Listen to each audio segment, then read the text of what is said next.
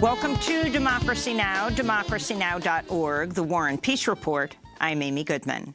Former White House National Security Advisor John Bolton has said he would be willing to testify at President Trump's impeachment trial in the Senate if he's subpoenaed. Bolton's statement increases the pressure on Senate Majority Leader Mitch McConnell and other Republicans to agree to call witnesses to Trump's Senate trial. McConnell has previously said he will not call witnesses, that he will coordinate the trial with the White House, and that he himself is not an impartial juror.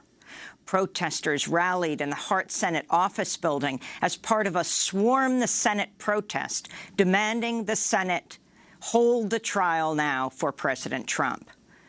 The Pentagon and the Trump administration have issued confusing and at times contradictory messages on the United States' position on Iraq and Iran amidst an escalation of global tensions following the United States' assassination of the Iranian commander Qasem Soleimani. On Monday, the U.S. command in Baghdad issued a memo to the Iraqi government that appeared to suggest the United States would withdraw U.S. forces from the country. The memo came after the Iraqi parliament's vote to expel all U.S. military forces from Iraq. But only hours after the memo was released, Defense Secretary Mark Esper said the U.S. was not withdrawing troops from Iraq, prompting a wave of questions and confusion that ended only after the chair of the Joint Chiefs of Staff, General Mark Milley, admitted to reporters that the memo was a poorly worded draft and that it was released by mistake. The Pentagon also contradicted President Trump Monday, saying the United States would not attack Iranian cultural sites, as Trump said he would, and acknowledged that attacking cultural sites without military justification is a war crime. Over the weekend, President Trump threatened to target 52 locations in Iran, including cultural sites, if Iran retaliates against the U.S. Trump said the number 52 was for Iran's taking of 52 hostages more than 40 years ago. The United States also denied a visa to Iranian Foreign Minister Javad Zarif, who is slated to address the United Nations Security Council in New York later this week. Denying him a visa is a violation of a 1947 United States-United Nations agreement. European powers are continuing to call for a de-escalation of the tensions. This is French Foreign Affairs Minister Jean-Yves Le Drian. La situation est grave. The situation is serious, very serious. There is a sequence of escalations which is becoming very worrying, and which, if it continues, can lead to a situation of conflict. Yes, it's true. And that's why we need to mobilize all of our efforts in order to stop this very disturbing process, which can lead us to a disaster which can then get out of control. Meanwhile, there are reports that dozens of people were killed in Iran during a stampede at the funeral procession for General Qasem Soleimani in his hometown in the southeastern city of Kerman. Over 1 million people in Iran and Iraq have poured into the streets to mourn his death. The New York Times is reporting Iran's supreme leader, Ayatollah Ali Khamenei, told officials in a meeting at Iran's National Security Council that he wants the retaliation for Soleimani's assassination to be a direct attack on U.S. interests carried out by Iranian forces, not Iranian proxies. And more details have emerged about how the Border Patrol detained and questioned as many as 200 Iranian Americans at the U.S.-Canada border over the weekend. The New York Times reports some of those detained were questioned for hours, including being interrogated about their opinions on the United States and the situation with Iran. Two front-running 2020 Democratic presidential candidates, former Vice President Joe Biden and Vermont Senator Bernie Sanders, are sharply disagreeing about the U.S. assassination of the Iranian commander, Qasem Soleimani. Senator Sanders has condemned the assassination, has introduced legislation, along with California Congressmember Ro Khanna, that would block funding for any military action in or against Iran without congressional authorization. Biden, meanwhile, has tried to use the increasing tensions to argue that his past foreign policy experience would make him the best president in the event the United States goes to war with Iran. In more election news, former Democratic presidential candidate Julian Castro says he's endorsing Massachusetts Senator Elizabeth Warren for president. There's one candidate I see who's unafraid to fight like hell to make sure America's promise will be there for everyone, who will make sure that no matter where you live in America or where your family came from in the world, you have a path to opportunity too. That's why I'm proud to endorse Elizabeth Warren for president. That's Julian Castro speaking in a video he posted on Twitter Monday, just days after he dropped out of the presidential race. Senator Warren responded by tweeting, quote, "You've been a powerful voice for bold, progressive change, and I'm honored to have your support. Together we'll fight to make sure every single family in America has a path to opportunity," she wrote.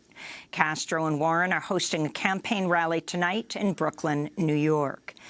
In immigration news, Mexicans seeking asylum in the United States can now be sent to Guatemala to seek asylum there under a bilateral agreement between the Trump administration and Guatemala's outgoing president, Jimmy Morales. The U.S. government has already begun deporting Honduran and Salvadoran asylum seekers to Guatemala.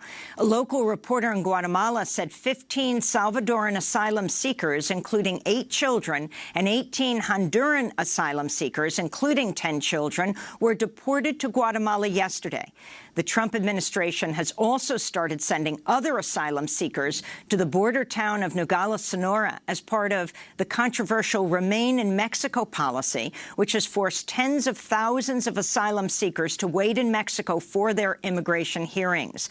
Those sent to Nogales, Sonora will now have to make a dangerous 340-mile journey to their hearings in El Paso, Texas. Human rights groups say asylum seekers in Mexico have been assaulted, robbed, and kidnapped while waiting for or traveling to their immigration hearings.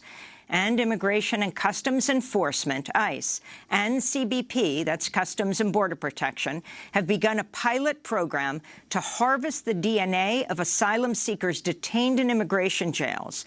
The immigration agency said the Justice Department aided in the development of the program, which was rolled out yesterday.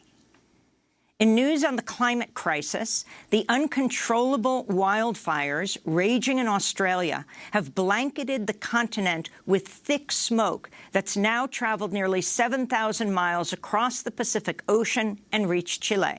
It's expected to be visible over Argentina in the coming days. This comes as new data shows India has suffered its hottest decade on record. Extreme weather killed 1,500 people in India last year alone. India's National Weather Office said the impact of global warming is unmistakable. Disgraced Hollywood mogul Harvey Weinstein has been charged with rape in Los Angeles County, facing up to 28 years in prison if convicted.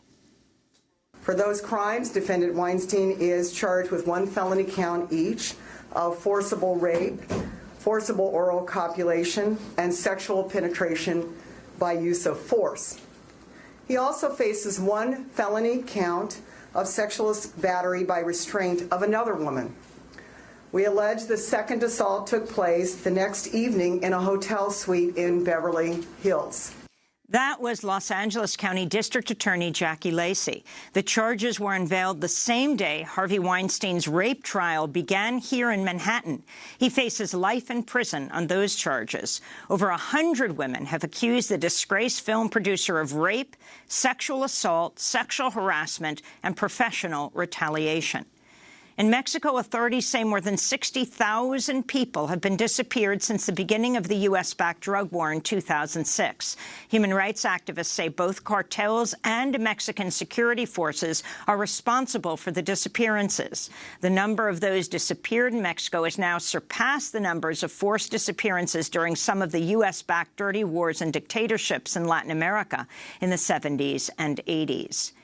In Bolivia, the interim government has set a date for new national elections following the ouster of longtime President Evo Morales and what he and others describe as a military coup.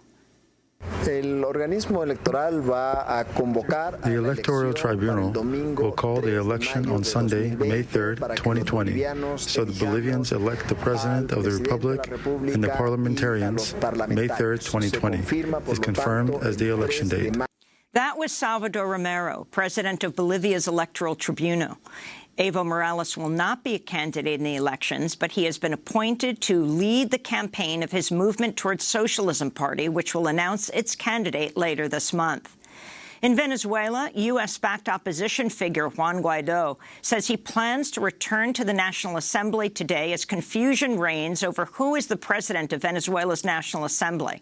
On Sunday, Guaidó claimed he wasn't allowed to enter the legislative palace in Caracas to participate in the disputed vote for the assembly leader. Videos of him attempting to jump a fence guarded by security forces circulated in social media and news outlets. But his version of the events is being questioned by opposition members who did take part in the session and say Guaidó could have participated too. Venezuelans are calling on Congress to clarify who is the current president of the National Assembly as the political crisis escalates. The person who should be in charge of the National Assembly is the one who the congressional deputies swore in. If the lawmakers choose person X, then person X is the one who should be in charge, not a different person. I think it is wrong that Guaidó swore himself in on his own again. It is not right. A 6.5 magnitude earthquake struck off the coast of Puerto Rico, knocking out electricity across the island. The earthquake comes less than 1 day after a 5.8 magnitude quake struck Monday, damaging the coastal city of Guanica. The stone arch and natural landmark of Punta Vitana also collapsed when the earthquake hit. Today's power outage comes after Puerto Rico experienced the longest blackout in U.S. history and the second longest blackout in world history following devastating Hurricane Maria in 2017. 8 men are suing the Boy Scouts of America for allegations of sexual abuse at the hands of scoutmasters and other Boy Scout leaders decades ago. The lawsuit's being filed in Washington, D.C. to bypass statute of limitation laws. The lawsuit would pave the way for other survivors of sexual abuse in the Boy Scouts to file similar lawsuits in Washington, D.C., regardless of where or when the alleged abuse took place. In Mississippi, violence has erupted at multiple prisons, leaving at least 5 prisoners dead. At least 3 of the deaths occurred at the state penitentiary at Parchman. Mississippi has one of the nation's highest rates of incarceration, with chronic overcrowding in prisons across the state.